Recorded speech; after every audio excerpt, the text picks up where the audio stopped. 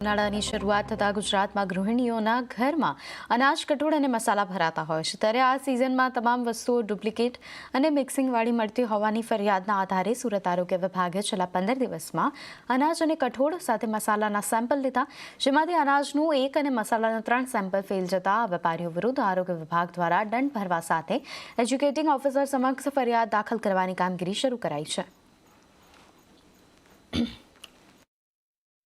ઉનાળાની શરૂઆત થતાની સાથે ગુજરાતભરમાં મહિલાઓ ઘરમાં અનાજ કઠોળ સાથે મસાલા ભરતી હોય છે, ત્યારે અનાજ કઠોળથી લઈ મસાલામાં ભેળસેળની સતત ફરિયાદોને લઈને સુરત આરોગ્ય વિભાગે છેલ્લા અઠવાડિયામાં દરોડાની કામગીરી કરી હતી, જેમાં અનાજ અને મસાલાના સેમ્પલ ફેલ જતાં તેમના પર કાર્યવાહી કરવામાં આવી છે। આપણી સાથે આરોગ્ય વિભાગના અધિકારી NM ગોહિલ સાહેબ છે। આપણે સીધા વાત કરીએ, ગોહિલ સાહેબ, કઈ તારીખે સેમ્પલ લેવામાં આવેલા, કેટલી જગ્યા પરથી સેમ્પલ લેવામાં આવ્યા હતા અને કયા પ્રકારના સેમ્પલ ફેલ ગયા છે અને હવે શું કાર્યવાહી?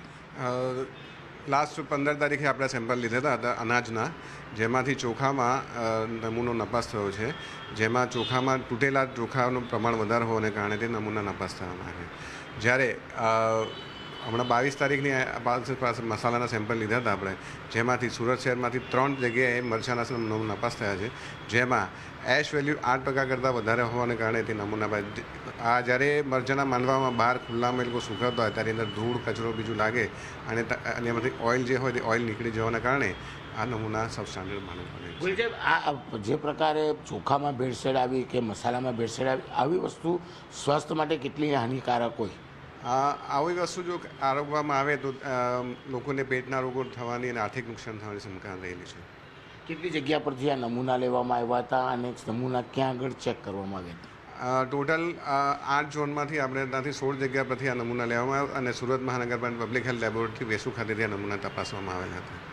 બિલકુલ, આ હતા આરોગ્ય વિભાગના અધિકારી। છેલ્લા 1 મહિનાથી સુરત આરોગ્ય વિભાગ દ્વારા સૌપ્રથમ અનાજ અને કઠોળના સેમ્પલ લેવામાં આવ્યા હતા, ત્યારબાદ મસાલા, ત્યારબાદ જે ફળોનો રાજા કેરી કહેવાય કેરીના સેમ્પલ લેવામાં આવ્યા હતા અને છેલ્લે રસના સેમ્પલ ગઈકાલે લેવામાં આવ્યા છે। એટલે કે સતત આરોગ્યલક્ષી કામગીરી કરવામાં આવે છે। ત્યારે કહી શકાય કે અનાજના લીધેલા સેમ્પલમાંથી લિંબાયત વિસ્તારના એક વેપારીને ત્યાંથી ચોખાના સેમ્પલ ફેલ ગયા તેમ કહી શકાય, જ્યારે મસાલામાં કતારગામ, સરથાના અને અડાજણ વિસ્તારના નમૂના ફેલ ગયા છે, જેને લઈને હવે આ લોકો વિરુદ્ધ દંડની કાર્યવાહી સાથે ફોજદારી કેસ પણ દાખલ કરવાની કામગીરી સુરત આરોગ્ય વિભાગે શરૂ કરી છે।